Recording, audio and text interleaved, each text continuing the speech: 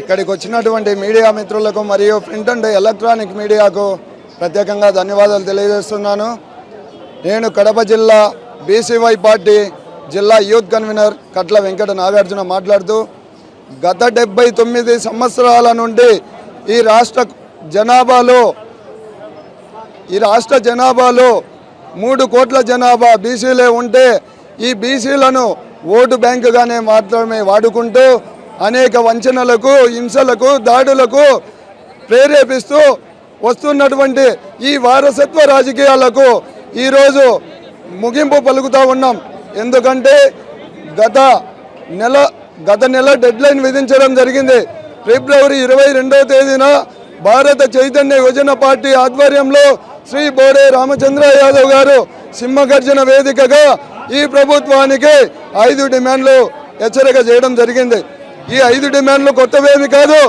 ఈ కూటమి ప్రభుత్వము, అబద్ధాల ప్రభుత్వము ఇచ్చినటువంటి 4 హామీలు మరో బీసీల హక్కులకు, వారి యొక్క బాధ్యతలకు చేర్చినటువంటి ఇంకో డిమాండ్, మొత్తం 5 డిమాండ్లు ప్రభుత్వానికి హెచ్చరిక చేసినప్పటికీ ఈ ప్రభుత్వము నిమ్మకు నీరెత్తినట్లు చాలా దుర్మార్గంగా ప్రవర్తిస్తూ ఉంది. కాబట్టి మా అధ్యక్షుల వారు ఈరోజు ఆమరణ నిరాహార దీక్షకు సిద్ధమయ్యే ఇక్కడ కూర్చోవడం జరిగింది.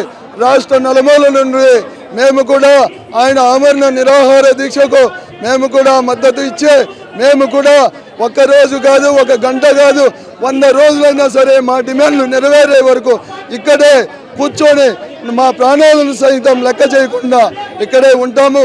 లేదా మీరు చిత్తశుద్ధిగా ఉంటే బీసీలకు మంచి చేస్తామన్నటువంటి మీ నాయకత్వము నిజమైతే మా డిమాండ్లు నెరవేర్చండి. లేదంటే మిమ్మల్ని ఓటుగానే వాడుకుంటాము. మా పార్టీకి 44 సంవత్సరాల వసంతాలు వచ్చాయి.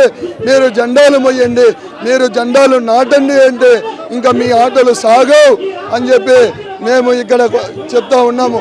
ఎందుకంటే ఏప్రిల్ 1 నుండి 10వ తారీఖు వరకు మా కడప జిల్లా హెడ్క్వార్టర్లో 5 హత్యలు జరిగాయి. మీద ఈ రాష్ట్రంలో భద్రత కరువైంది, రక్షణ అంతకంటే లేదు. ఎందుకంటే ఎస్సీ, ఎస్టీ, మైనార్టీలు, బీసీలందరూ ఏకమయ్యి మీకు ముగింపు పలుకుతామని చెప్పి చెప్తా ఉన్నాము. ఈ వరుస 5 హత్యలకు కారణము ఈ రాష్ట్ర ప్రభుత్వమే అని చెప్పి నేను చెప్తా ఉన్నా.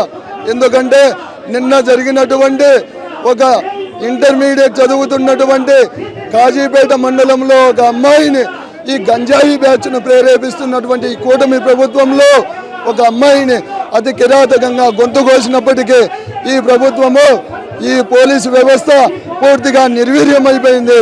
కాబట్టి ఇప్పటికైనా మీ కూటమి ప్రభుత్వము సిగ్గు చెరము ఉంటే ఇలాంటి గంజాయి బ్యాచ్ను ప్రేరేపిస్తున్నటువంటి మీ కూటమి ప్రభుత్వము మా బీసీల పట్ల ఎందుకింత నిర్లక్ష్య వైఖరి వ్యవహరిస్తూ ఉన్నారు.